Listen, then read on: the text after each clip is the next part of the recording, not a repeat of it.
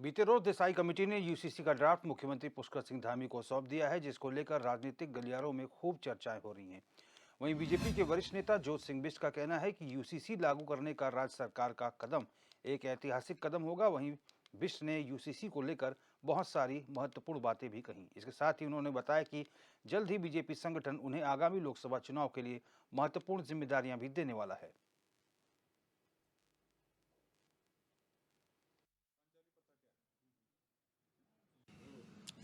Bharatiya Janata party के वरिष्ठ नेता ज्योत सिंह बिष्ट जी हमारे साथ मौजूद हैं। इनसे हम तमाम महत्वपूर्ण विषयों को लेकर चर्चा करेंगे। बिष्ट जी, सबसे पहला मेरा सवाल ये होगा कि यूसीसी जो ड्राफ्ट सरकार को प्रस्तुत हुआ है देसाई कमेटी के द्वारा, कितना ज़रूरी था उत्तराखंड के लिए और देश के लिए? यूसीसी कितना ज़रूरी मानते हैं आप? क्योंकि बहुत पुराने राजनीतिज्ञ हैं आप।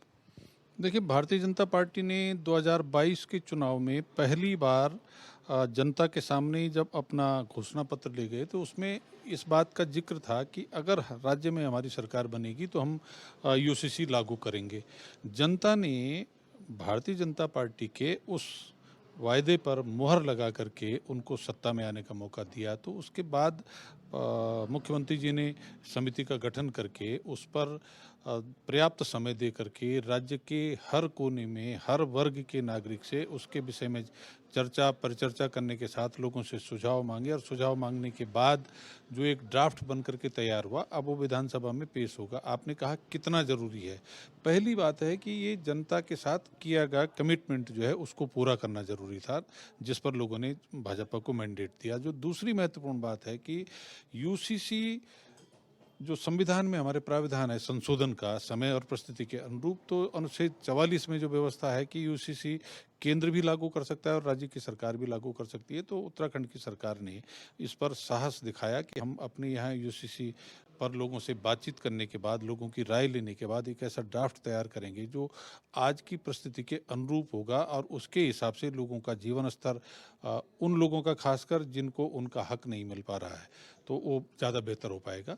तो मैं समझता हूँ कि ये समय और परिस्थिति के हिसाब से और जनता के साथ किए गए वायदे के हिसाब से और जो हमारे भारतीय संविधान में व्यवस्था है उसके हिसाब से एक बेहतर काम है, जिसको कि अगले विधानसभा सत्र में, जैसा कि माननीय मुख्यमंत्री जी ने कहा, पेश करके और उसको पास कराने के बाद विधिवत रूप से लागू करने का साहस धामी जी की सरकार कर रही है। मैं उसके लिए उनको धन्यवाद देना चाहता हूँ। बिष्ट जी, जो विपक्षी दल के तमाम नेता हैं वो ये कह रहे हैं कि 700 पन्ने का करीब ये ड्राफ्ट है और मुख्यमंत्री पुष्कर सिंह धामी ने अभी खुद भी ये ड्राफ्ट नहीं पढ़ा। अब चूंकि 3 तारीख आज हो गई और 6 तारीख को ये सदन के भीतर प्रस्तुत होगा। आज कैबिनेट में इसको लेकर चर्चा होगी। बहुत सारे ऐसे प्रथाएं हैं, धार्मिक प्रथाएं जो आदिकाल से चल रही हैं, महिलाओं को लेकर, उनके विवाह को लेकर। जौनसार में जाएं तो अलग प्रथा है, दक्षिण भारत में जाएं तो अलग प्रथा है। बहुत सारी जगह अलग अलग विवाह के भी प्रथा चल रही है। तो ऐसी प्रथाएं जो समान नागरिक कानून में, जो कानून महिलाओं के लिए हैं, ऐसी प्रथाओं के साथ अगर छेड़छाड़ होगा तो आपको नहीं लगता कि इसमें कुछ विध्वंस जैसी स्थिति होगी, टकराव जैसी स्थिति होगी? ऐसा विपक्षी दलों का आरोप है। नहीं, विपक्षी दल जो आरोप लगा रहे हैं, मैंने बचपन से लेके और अपने 6 दशक में, 7 दशक में जो देखा, तो हमारी जो सामाजिक परंपराएं थी, हमारे जो रीति रिवाज थे, हमारे जो शादी ब्याह के तौर तरीके थे, हमारे जीवन जीने की जो पद्धति थी, तब से लेकर अब तक जीवन में इतने बदलाव आ गए बगैर कानून में बदलाव किए कि एक किस्म से मैं कह सकता हूँ कि हम टेलीफोन के डिब्बे से आज मोबाइल पर हैं, हम धोती और कुर्ते से ले आज हम पैंट और कोट पर हैं।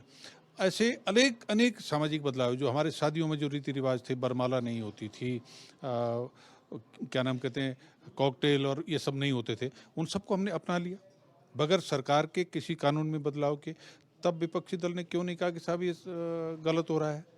आज अगर सरकार जो लोगों की जीवन पद्धति है उसमें बहुत ज़्यादा छेड़छाड़ किए बगैर जो कुरीतियां हैं, जो लोगों के अधिकार पर चोट करने वाले कानून में व्यवस्थाएं हैं, उनमें अगर बदलाव करके लोगों का जीवन स्तर ठीक करना चाहती है, तो उसमें विपक्ष को बजाय सवाल उठाने के, बजाय विरोध करने के, साथ खड़े होकर के और उसमें ध्वनिमत से इस कानून को पास करा करके लोगों का जीवन स्तर बेहतर करने में मदद करनी चाहिए। जहाँ तक आपने जो सामाजिक रीति रिवाज हैं, रीति रिवाज में कहाँ सवाल खड़ा हो रहा है। जो वैवाहिक पद्धति है उस पर शादी करने के तरीके पर थोड़ी सवाल खड़ा हो रहा है। सवाल इस पर बदलाव इस पर होगा कि एक शादी कोई ना करे, शादी की उम्र जो है वो 18 के बजाय 21 की जाए। लोग अब आप जब रिश्ता ढूंढने जाते हैं तो पहले 9-10 साल में शादी होती थी, आज स्वतः ही लोग 21 के बाद लड़की की शादी की बात करते हैं।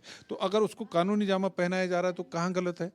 मैं तो देख रहा हूँ 25 से 27 साल में भी लड़कियां शादी करने को, लड़के शादी करने को समाज में अगर महिलाओं के साथ कोई इस प्रकार की घटनाएं हो रही हैं, चूंकि प्रथाओं को लेकर महिलाएं भी कुछ नहीं बोल पाती थी, लेकिन अब जब ये कानून आ जाएगा तो उनको भी एक तरह से साहस मिलेगा, ये कहने का मतलब है आपका? मैं निश्चित रूप से ये कह रहा हूँ कि सबसे ज़्यादा अगर इसमें लाभ होगा जो राज्य की आधी आबादी जिसको कि हमेशा दबाए रखा जाता था, महिलाओं को उनके अधिकार मिलेंगे, बेटी के रूप में मिलेंगे, पत्नी के रूप में मिलेंगे, परिवार के सदस्य के रूप में मिलेंगे और उनको उनके जो अधिकारों पर जो आज तक चोट थी वो उससे जो है उबर पाएंगे। तो ये कानून मैंने जितना कल परसों पढ़ा, आपने कहा कि साहब 700 पन्नों का ड्राफ्ट है, मुख्यमंत्री जी ने नहीं पढ़ा। मुख्यमंत्री जी को थोड़ी सब कुछ पढ़ना है, उनके साथ जो उनका पूरा सरकारी अमला है, उनके साथ जो उनके राजनीतिक साथी हैं, मंत्री और विधायक हैं, वो सब उसको देख समझ रहे हैं, पढ़ रहे हैं, उस पर चिंतन मनन कर रहे हैं और कैबिनेट में भी चर्चा होगी और उसके बाद विधानसभा में चर्चा होगी।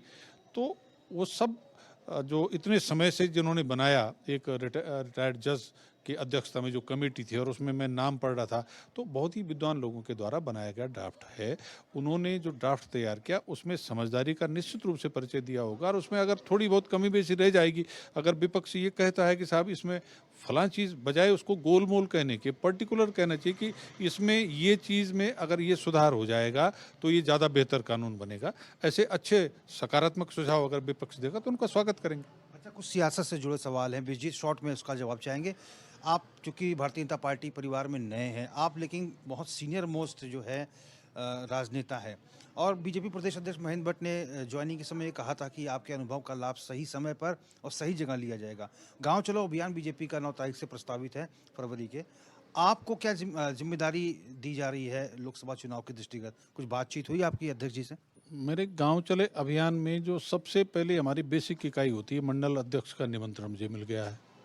उसके बाद जिलाध्यक्ष का निमंत्रण भी मुझे मिला और कल मेरी माननीय प्रदेश अध्यक्ष जी से मुलाकात हुई। उन्होंने मुझे कहा था कि लोकसभा चुनाव में जल्दी ही आपको कोई जिम्मेदारी दी जा रही है, तो वो गांव चले अभियान का काम भी हो सकता है, कोई दूसरा काम भी हो सकता है। और मैं पार्टी का एक ऐसा कार्यकर्ता हूं कि जो हर समय पार्टी के कामों के लिए प्रस्तुत रहता हूं और मुझे भट्ट जी ने जो हमारे माननीय प्रदेश अध्यक्ष हैं उन्होंने कल कह दिया है, तो बस मुझे थोड़ा सा समय की दरकार है कि मेरे अनुभव का लाभ पार्टी लेगी और मैं अपना जो बेस्ट है वो करके दूंगा।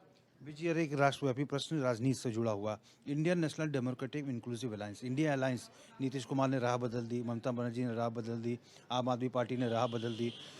ये कुनबा जो है बिखरता जा रहा है धीरे धीरे। आपको क्या लगता है, ये खुद ही वॉकओवर दे रहे हैं भारतीय जनता पार्टी को, भारतीय जनता पार्टी के सामने, क्योंकि इनमें खुद ही विखंडन हो रहा है, अब चुनौती कहीं नहीं है भारतीय जनता पार्टी के सामने?